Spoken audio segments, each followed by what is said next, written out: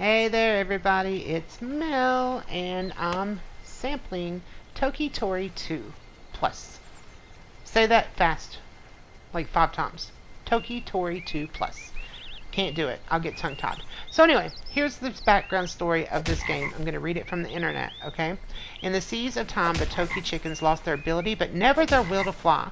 So when they stumbled into a levitating crystal, they devised a crazy plan, taking their home world to the skies.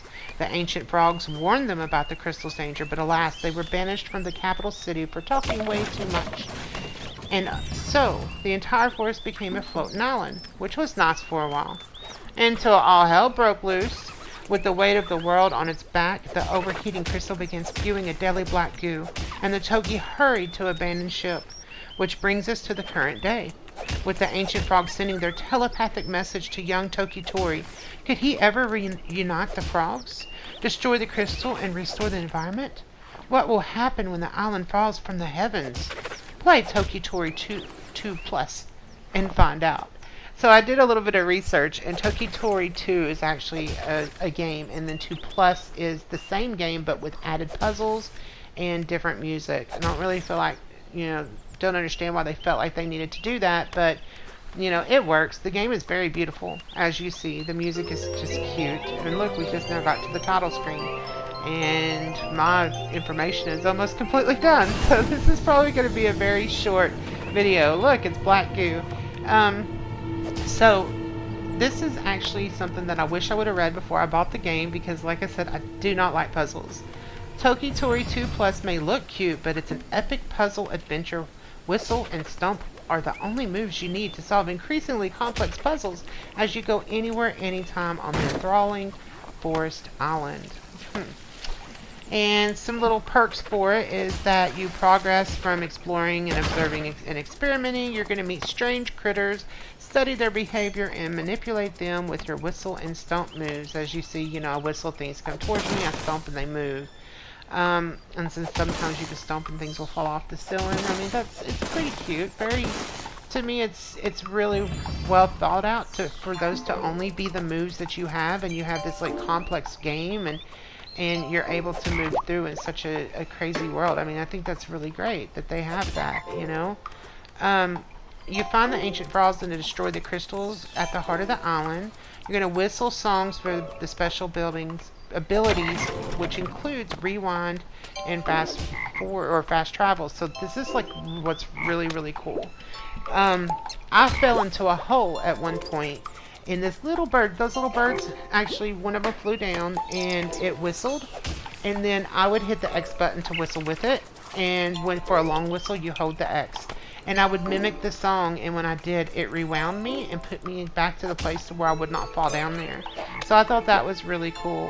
There's also an in-game camera, and you can snap pictures of the creatures to complete the Toki Dex.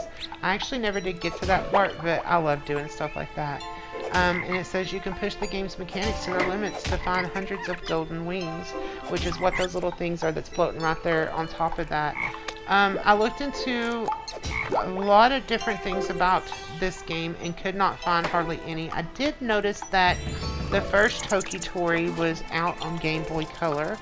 Not for sure if any of y'all played it. If you did, let me know down in the comments. Just kind of curious like what your thoughts were.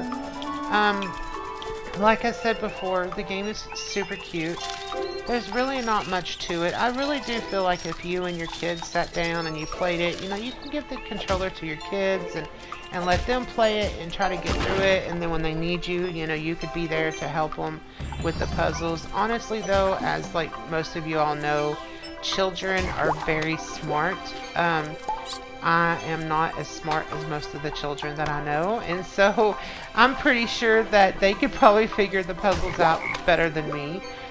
Also, just to, let you know, if you do like puzzles, I would suggest this game. I personally like some puzzles, but, I like to do crossword puzzles and word find puzzles, and, and then like things like Peggle and Best of Move and stuff, but I'm not really into puzzles where I have to really think hard.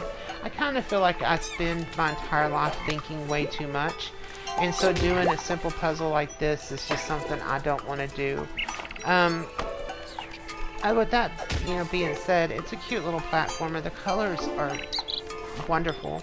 I did not find, how like a lot of games, they'll have glitches, and I didn't fall into any of those glitches. Like, I didn't see anything that needed to be fixed. I was very impressed with what they've done here. This bird was driving me crazy because he kept picking me up.